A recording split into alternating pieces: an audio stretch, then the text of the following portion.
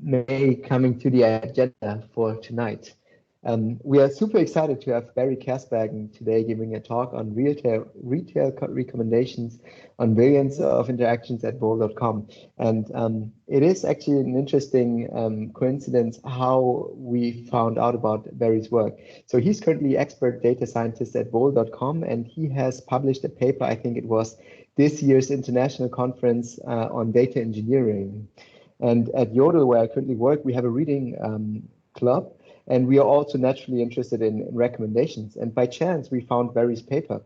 And I must say, it was really an excellent paper, and it was a really interesting read because it's not a totally formal theoretical paper, but it also gives a lot of insights about, let's say, practical implications, for example, when it comes to how to implement the entire pipeline and something like that. And because of this more industrial flavor, it was a very nice read for us at Yodel, just to see how other companies who also have large amounts of data handle actually recommender systems. And when we discussed this, then I thought afterwards that also Barrie would be a great speaker for our meetup, and so I just approached him, and I'm super happy that Barrie immediately answers and is willing to give a talk today. And then the other coincidence is actually that I met a former colleague of him recently when I was attending a different meetup, and he also really suggested Barrie as a speaker, and so for that reason, really looking forward to the talk.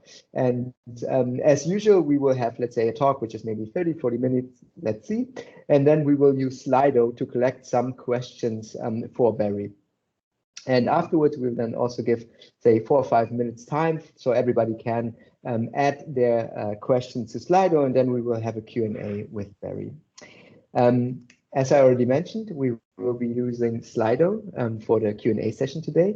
And for those of you who have attended previous meetups, you can just go to sly.do and just enter the event code, which is CAIML 21. And then you're just immediately brought to the page where you can ask questions. Alternatively, you can also scan the QR code. And important, you don't have to wait until the end of the talk. You can already start asking questions now or as they appear while Barrie is giving the talk. We have learned from the past in those virtual meetings, it is not super easy to have talks in the middle of the talk, and for that reason, it's typically easier if you have a question, just add it to Slido. And in the past events, we have also managed to typically discuss most of the questions that were asked. Yeah, that's it pretty much from my side. Maybe as a last ask to you guys, we always are super happy to see if you spread the word and maybe tweet about our meetups, mention us on LinkedIn or something like that, because this always helps us to increase our reach and maybe also get more opportunities to get speakers from all over Europe and something like that. So thank you very much for supporting us. That being said, I wish you all a great event. Enjoy Barrie's talk, and then I would just hand over to you, Barrie. Oh, thank you very much, Fabian. I will now share my screen.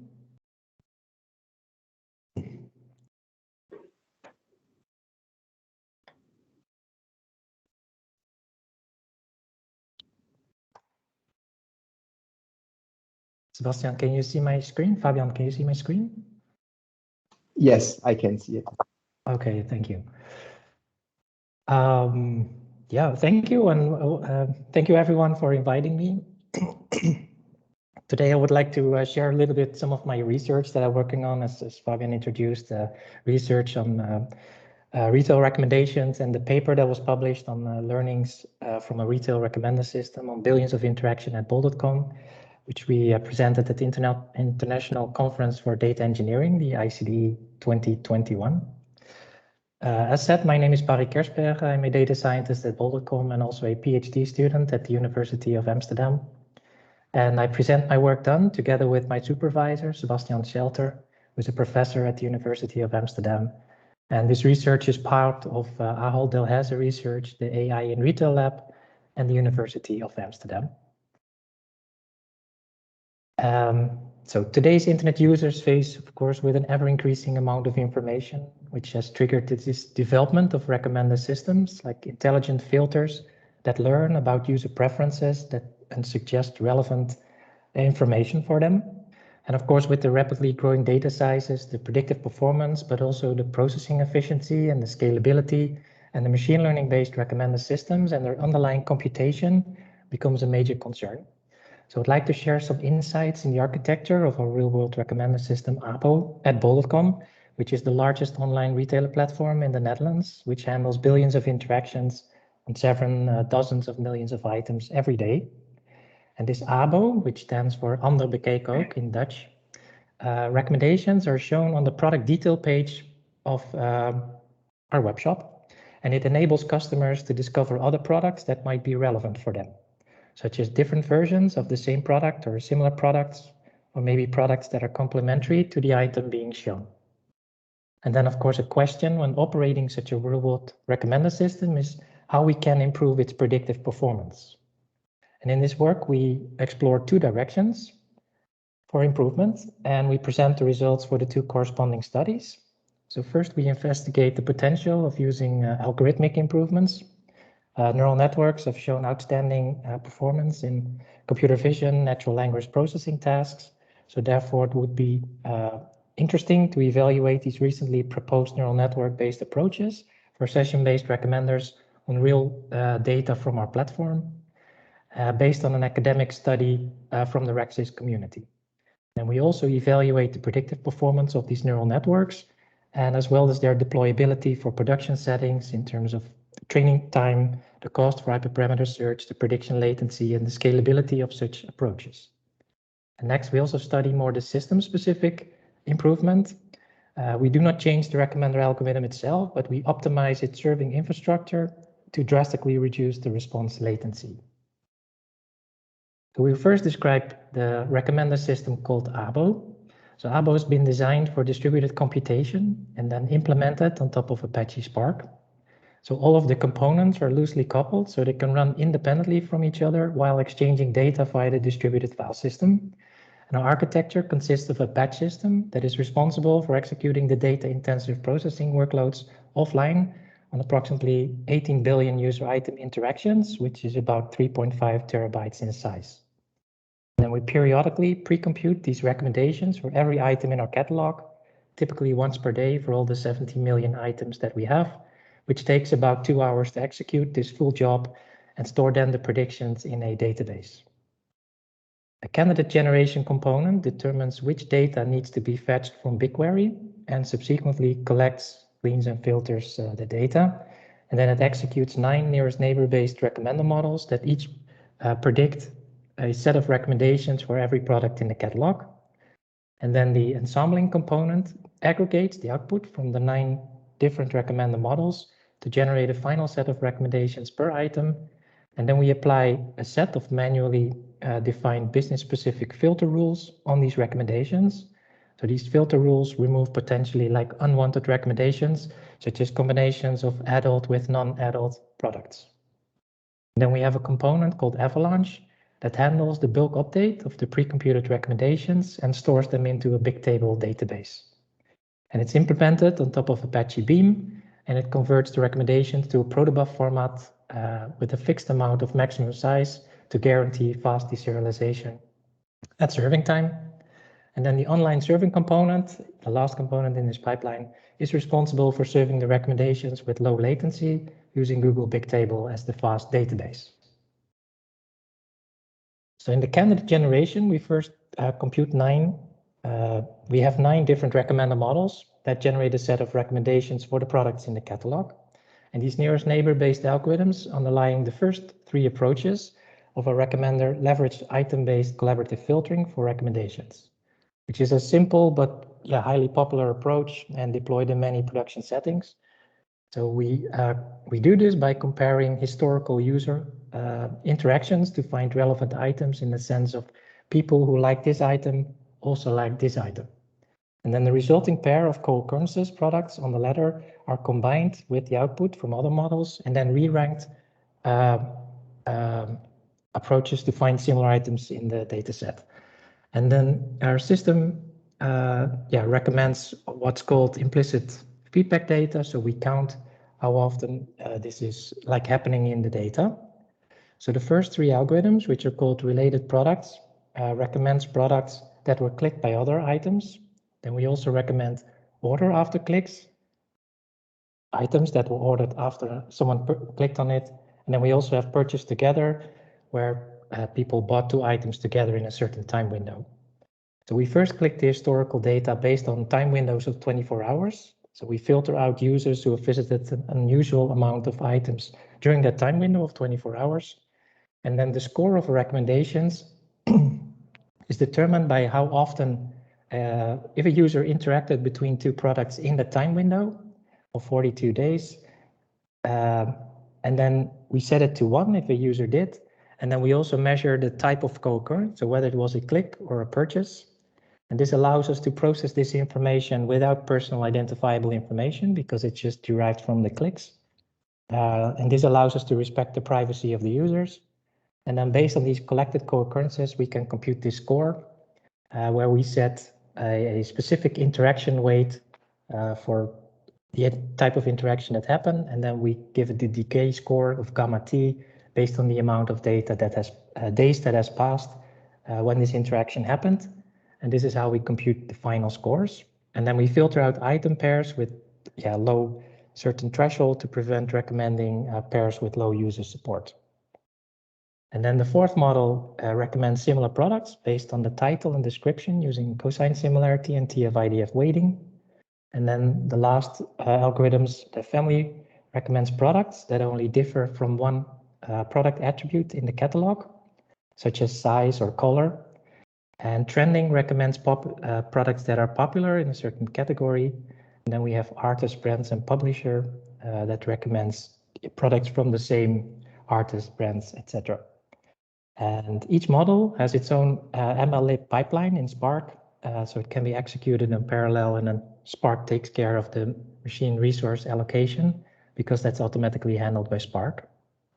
And then we finally have an ensemble that aggregates all these item-to-item recommendations for our 9 different models, and which include like the collaborative filtering that I talked about, but also the content-based approaches that work on item metadata. So we have then the advantage that we provide recommendations for as well cold start as more popular items, which of course collaborative filtering cannot handle out of the box. And then this ensemble component scores based on the different models that we have. So some algorithms are more important than others. And then it aggregates the recommendations for every item. So how do we determine the weights? It's partially done based on offline evaluation. So we measured the NDCG on held out conversion data, revenue, and click data. We also done extensive A/B testing over time to figure out which one works best. And then the 3rd approach was just having business experts just looking at our data to determine which ones they liked better. So we now have these recommendations for all the 70 million products in our catalog. And then the next component in our pipeline updates the recommendations in the serving database. So in e-commerce websites, there's typically a hard service level agreement for the response latencies of internal services. So in order to adhere to these low latency service level agreements, the recommendations must be inserted into the database without raising the CPU load on Bigtable too much. And this is actually quite challenging because when inserting a large set of recommendations in Bigtable, we notice that the CPU load varies during the day and of course while writing the data. So in the left figure, we can see that when we are naively bulk updating Bigtable in our staging environment, the CPU of Bigtable increases, and then of course the impact of the service latency gets really bad. Then of course the advice of Google is to rent as many machines as you can hire, but of course this is not in our interest. So how we solve this is not by renting many machines, but we just introduced a second component in the Avalanche component. We have this algorithm, which is displayed here.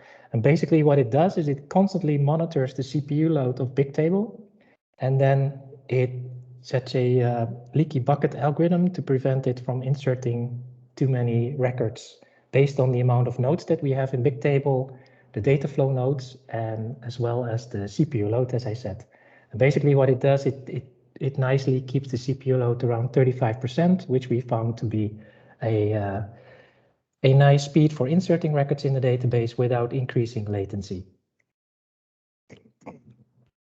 So the task of the prediction service component is to serve these recommendations with low latency to the end users. So we implemented this in Java on top of the Spring framework, which runs in a Kubernetes cluster. So this component scales elastically with the underlying cluster of machines using a Kubernetes horizontal pod autoscaler. And it can automatically spawn extra or remove extra nodes based on the overall CPU load.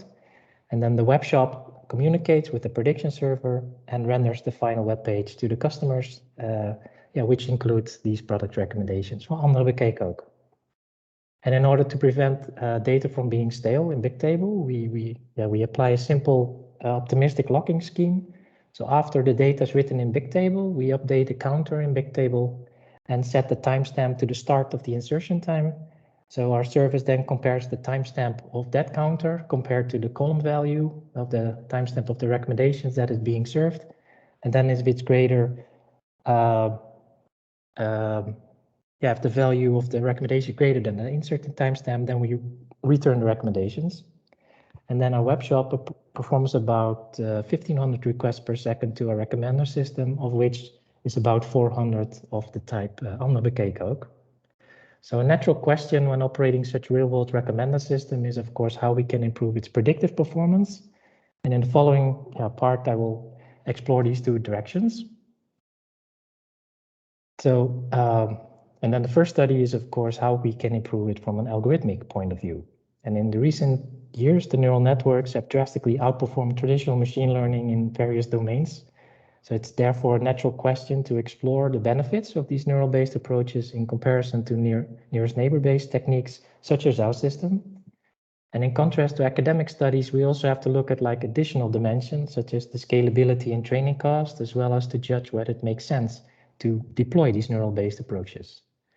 And then the academic setting that we found that is closest to our production use case is the one of session-based recommendations, where the goal is to predict the next item or set of items that the user will interact with, given the current items of her session in e-commerce datasets. An interesting recent academic research indicates that neural network-based approaches do not outperform the classical nearest neighbor-based approaches in this scenario. So in the first study, we replicate a prominent study from Janak and Ludovic on a sample of our production data to evaluate whether these would be beneficial to invest in the scalability and training of these neural network-based approaches. And we also include our own approach as well in the study, even though it has not been designed or optimized for this particular academic task. But it could be considered a special case of session-based recommendation, as it only considers the most recent item from the session. And then the main goal of this study is to confirm that the family of nearest neighbor-based algorithms provide state-of-the-art performance on e-commerce recommendation tasks. So in order to determine the predictive quality of an algorithm, we need offline metrics. So we report 4 metrics that we evaluate based on the top 20 recommendations that we display for a user in an offline evaluation. And the main metric is the mean reciprocal rank that evaluates to what extent an algorithm is able to predict the immediate next item in a session.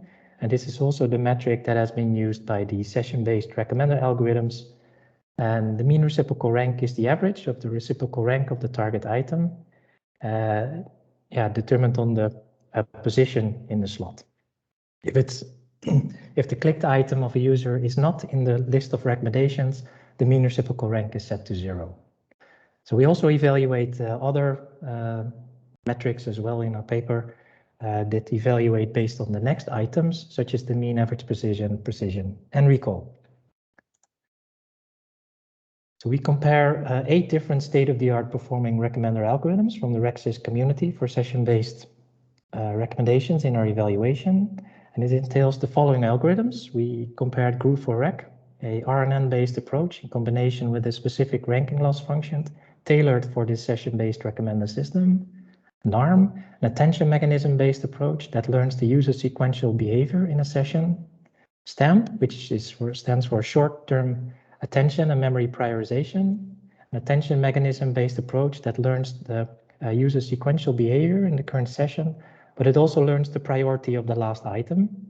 And NextItNet is an approach that employs convolutions to learn high-level representations based on short and long-term dependencies, association rules, which counts pairwise item co-occurrences in training data, the sequential rules, a frequent pattern mining approach that is based on the sequential co-occurrences in the training set, and SKNN and VSKNN are two nearest neighbor-based approaches based on session similarity, where the latter puts more emphasis on the recent events in the sessions, and ABO, the private approach that I just talked about a few slides ago. And of course, these algorithms have certain settings, so we need to find the hyperparameters of these algorithms. And for neural network-based approaches, this can actually be quite time-consuming, even on small data. So we therefore apply the following approach to find these hyperparameters for all the methods. So we explore 100 random combinations of hyperparameters on a subset of 100,000 user item interactions, and then we select the hyperparameters that result in the best mean reciprocal rank at 20. And then we schedule these different machines in the Google Cloud to retrieve these results in a reasonable time, even when allowing access to GPU.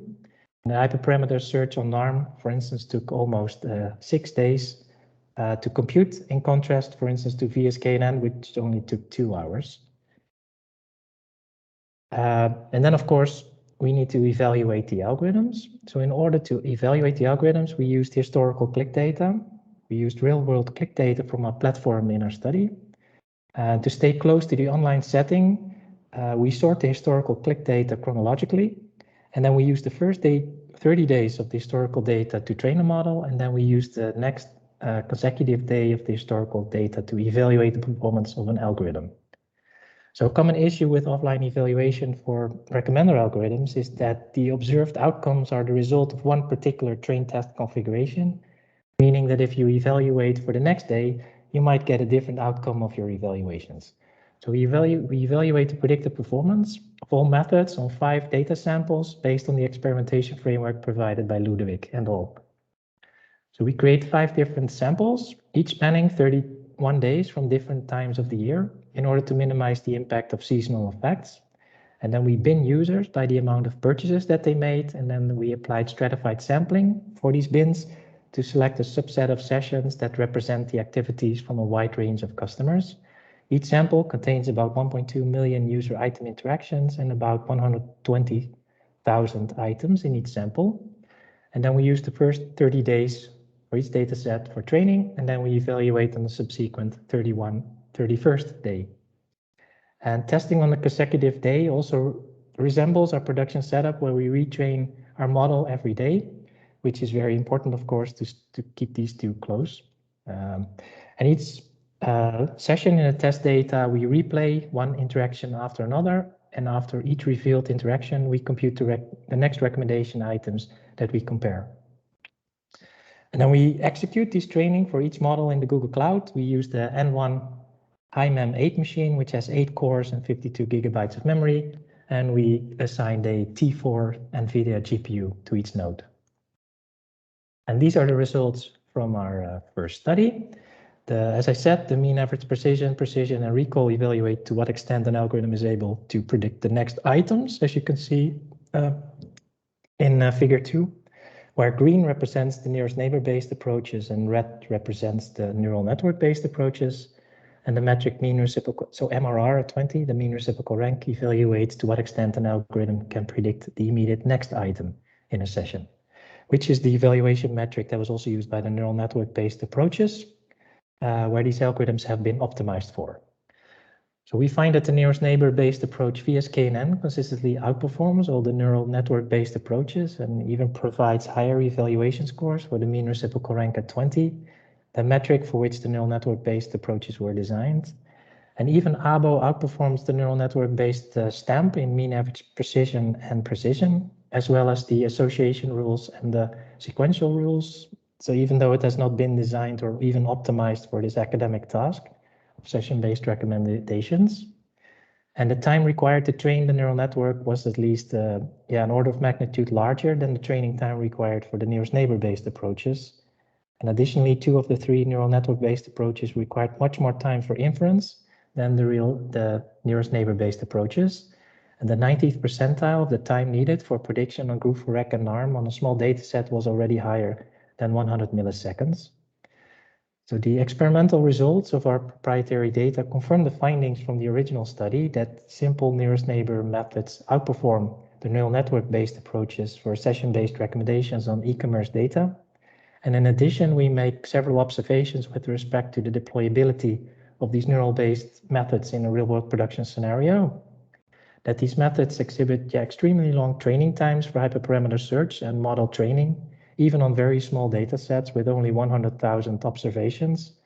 And it's unclear whether they would even scale to a current production workload on several billions of interactions at reasonable training cost and time. In addition, we saw that the time to produce the recommendations with Group4Rec and NARM on our small evaluation data set is already in that range that it's far usable from a real-world production setting, which has to guarantee response latency in the millisecond range. So our second study focuses on enhancing the predictive performance of this system using systems-related approaches. From research focuses, most research focuses on improving the predictive performance of recommender systems via algorithmic changes. But motivated by our production setup, we were interested in the impact of orthogonal systems-related approaches. Then these are in general hard to study for academic researchers without having access to real-world systems. So existing research indicates that artificially slowing down responses affects the acceptance of search engines, for example.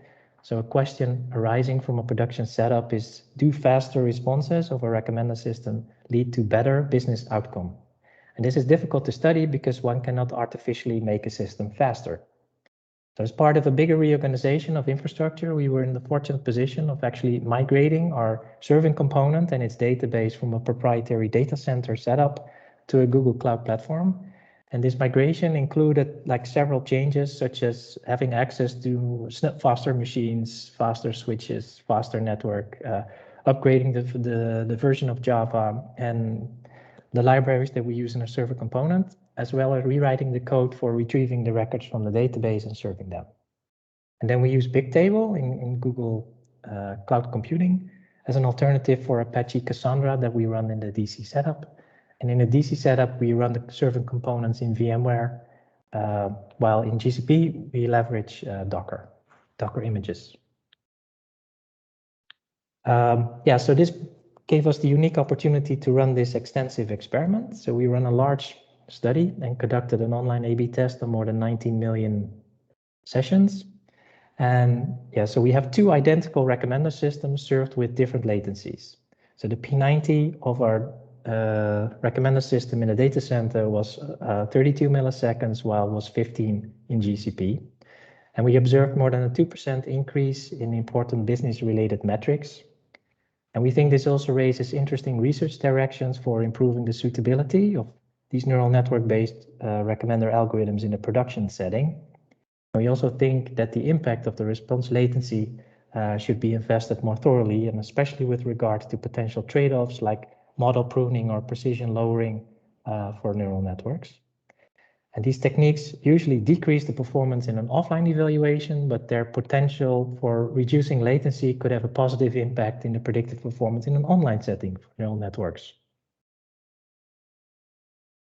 So in this work, we focused on how we can improve the predictive performance of real-world recommender system with both algorithmic and system-related approaches. And then we confirmed the finding from a prominent study that the simple nearest neighbor-based approaches outperform these modern neural network-based methods in session-based recommendations in e-commerce data. And additionally, we found that VSKNN is orders of magnitude faster to train than these neural network-based approaches. And this is an important property for a production system that has to conduct regular retraining of models to adhere to strict time constraints for that. And our second study indicates that reducing the response latency for serving has a significant impact on the acceptance of recommendations in e-commerce. We A/B tested this on 19 million sessions, where we were able to give visitors a better experience by improving the serving latency, which resulted in a significant increase in business-related metrics. And based on these outcomes, we are now working on the next generation recommender system for session-based recommendations that can handle a full e-commerce production workload. And that was what I wanted to share. Thank you very much. Great. Thank you very much. Very nice talk. Very nice results. Also, interesting to see how, let's say, the more simple approaches compared to neural networks these days. I mean, it's almost difficult, or it's interesting that you can again publish things without being neural networks the fastest, best performing algorithms, which has been a trend I think for a long time. So, no, very nice work. Really enjoyed the talk. I would quickly just share my screen again so that I can show some links again so that we can collect the questions.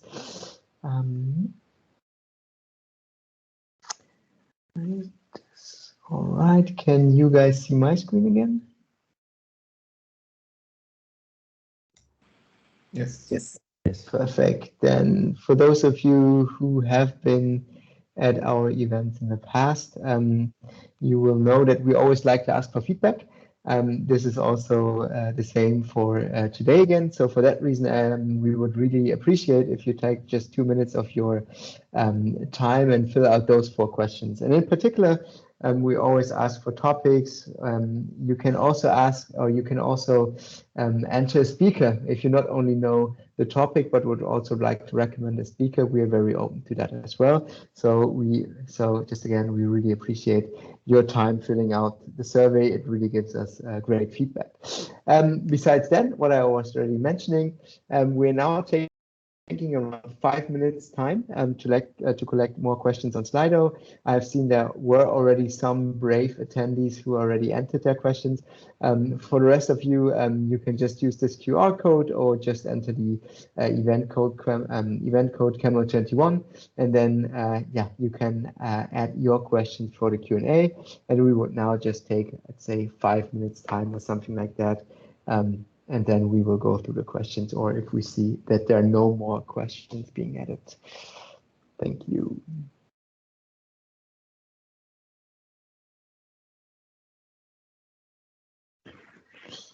All right, then I think everybody had the time to add their questions. I see there was just one question recently, but I think we can now start with the Q&A. Barrie, if you're ready, and what I would suggest is that you can probably see my screen and you can just read the question off from the screen. I think it's easier because in the past we have seen that many people are maybe a bit too shy to ask the questions themselves, and then it's just easier and you can just read them off and I will check them once you have read the questions. Okay, thank you very much. So the first question that I read is, are your approaches specifically suitable for e-commerce data, or can they be applied to other feeds as well, for example, social media? Just to be clear, the approaches that we talked about, so ABO is our algorithm, our approach that we have. The other algorithms that were mentioned are from the Rexis community, so we did not create these algorithms. So the question is, do they work on different data sets as well? I think they give very strong performance and different tasks for recommendations. I don't recall the results that well. There are other studies by other researchers on that. We specifically looked at e-commerce data because we are an e-commerce platform. But we do see, I think, the same pattern that these algorithms do pretty well for session-based recommendations in different contexts. Does that answer the question?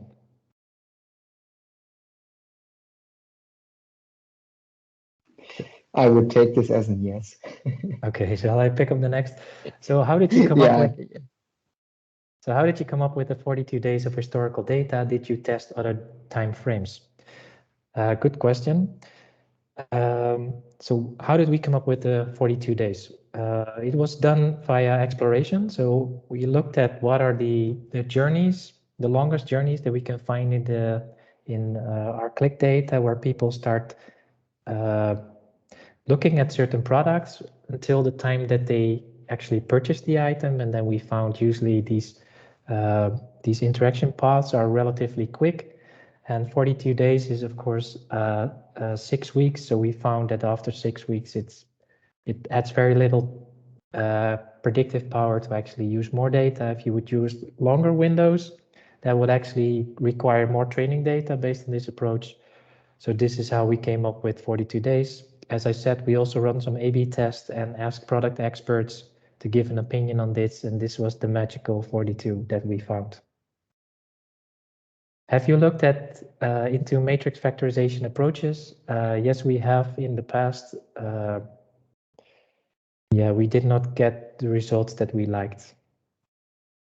Have you explored to what extent data you trained on are driven by ABO since it's in production and does have some advantage over other algorithms?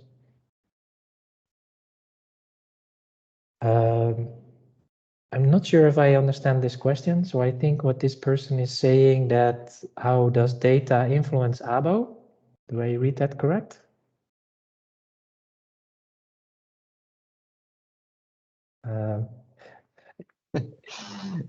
Maybe yeah, maybe so that's the opportunity for that person to just. So yes, I would definitely say that ABO has been tailor-made for the data that we have, and this is our approach that we used.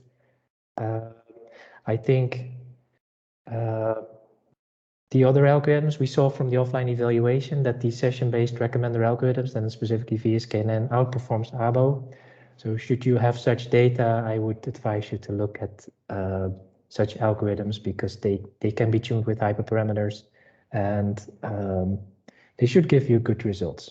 But yes, you could definitely say that ABO has been tuned specifically for our data, which we also saw. I think we can also make ABO better for this academic setting should we spend time on it, but we didn't for the offline evaluation. We just use it as is with the same weights, the same hyperparameters that we use on the billions of interactions. And this is the result that we got. So the other question is, are there some general benefits of session-based recommendations in compared to pre-compute recommendations? Yeah, so this touches upon our second study, which is now under submission. So, but I would definitely say that the benefits of session-based recommendations is that it's adaptive to the on-site behavior. So, although I would not like to go into much detail because that's under submission, but because the algorithm is adapting, the diversity increases as well as the popularity of item, which is usually negative, to recommend popular items, actually improves. So there are definitely benefits of having these recommender systems that adapt because it puts you outside of the bubble instead of in the bubble where you see these fixed list of recommendations. Is the algorithm strongly affected by seasonality? Good question. We do see a change of evaluation metrics during the year. We're not sure if the algorithm is affected by seasonality. I think in general, maybe people use recommendations differently during the season. So at Christmas, because for instance, children, I think they just know what they want. So you can recommend anything, but it's just the thing they want. So basically, I don't know. I don't know. How did you come up with exactly 9 algorithms for ABO? So we started off with the click data, the first 3 algorithms for the nearest neighbor-based approaches. So click to click, click to purchase, and purchase to purchase. And then, so this was like a very long time ago, like in 2010. And then we kept growing. So we got more content-driven, long tail, etc. So then it makes sense to add content-based recommendations. And so the cosine similarity between TF-IDF made a nice contribution to help people find the long tail items that we have. The other ones were just extensions. They are less relevant. But they did add something to the predictive power. So this is how we came up with 9. What approaches do you recommend to start with recommending from scratch? I would definitely recommend to use a framework, like for instance, that Ludovic and Janak are providing. That Rex's framework, I think, is very nice. If you do not have billions of interactions, I think that just is a great way to get started in this domain and take you to the next level. You mentioned a 2% revenue increase. I'm curious about if someone buying a flower recommendation system recommends some unrelated products instead. Yeah, I think the question was continued in our chat. Yes. I think it continues. Well, if someone buying a flour recommendation system recommends some unrelated products instead of eggs or yeast, because this person might already think of buying yeast or eggs, so maybe recommending a bar of chocolate that customer wouldn't buy otherwise could be more profitable. Yes, good question.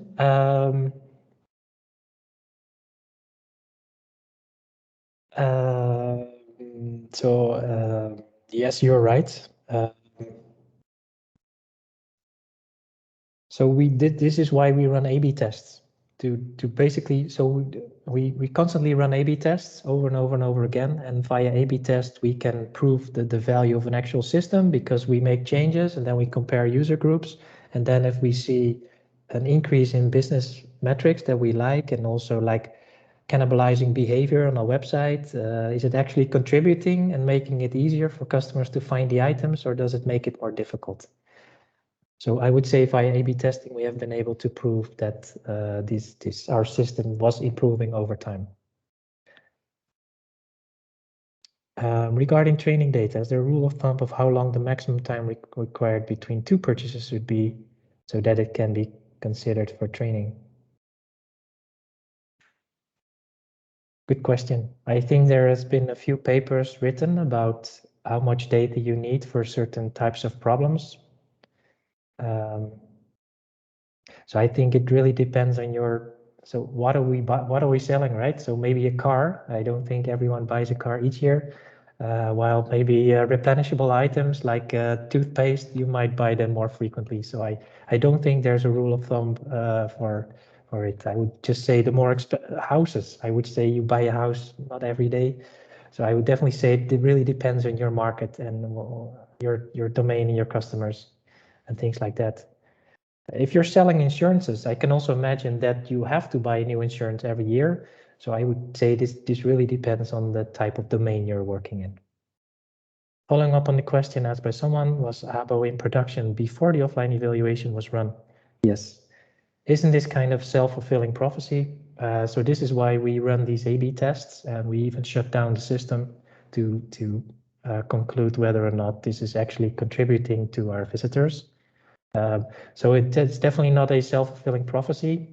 And this is why we also look at other metrics, like for instance, the diversity of the recommendations being shown, meaning we don't look only on the accuracy about how good we are at predicting the next behavior of a visitor, but also at the same time minimizing the popularity of the items being recommended and introducing diversity in the recommendations, meaning that like coverage, so high coverage of the catalog while having high accuracy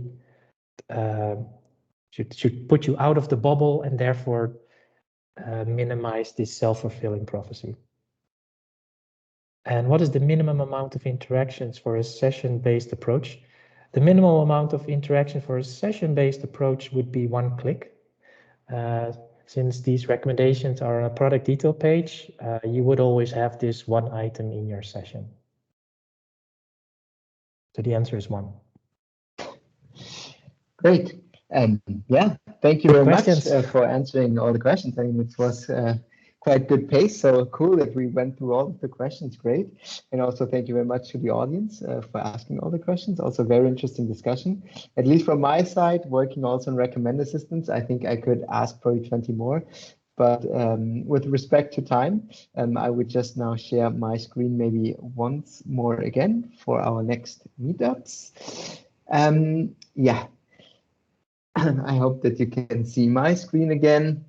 There was already the discussion actually prior to the meeting, what would happen now with the upcoming meetings and or meetups. And right now we have not scheduled a meetup for January yet, because we aren't sure yet if we are going to host a virtual meetup in January or not, because initially our plan was actually that we would start with with physical meetups in January again, but given the current Corona situation, we are not as confident anymore that this is actually a good decision, in particular because this also means quite a lot of preparation for us, and we would need to make sure that we get sponsors for pizza, room, and all those kind of things, and we don't want to go into that organization work without actually having the confidence that it will actually happen. So for that reason, I would just suggest that you stay tuned, and we will certainly announce more updates via meetup.com or Twitter in the next weeks. If we have a virtual meetup in January, if we have something physical, or if we're just going to skip January. Certainly this was the last meetup for this year. And so from that perspective, yeah, it's maybe you're the first people that I'm wishing a nice holiday season, and I hope that you really enjoy the next month, and in particular stay healthy. And again, then to our speaker Barrie, thank you very much again for the great talk. I think it was a really insightful talk, and we really liked also the practical implications that you presented. So thank you very much, and thank you also for answering all the questions. Yeah, and then to everybody, have a good evening, have a good vacation or Christmas season, and then see you next year. Thank you very much for having me. Thanks for the great questions. Thank you, Barrie.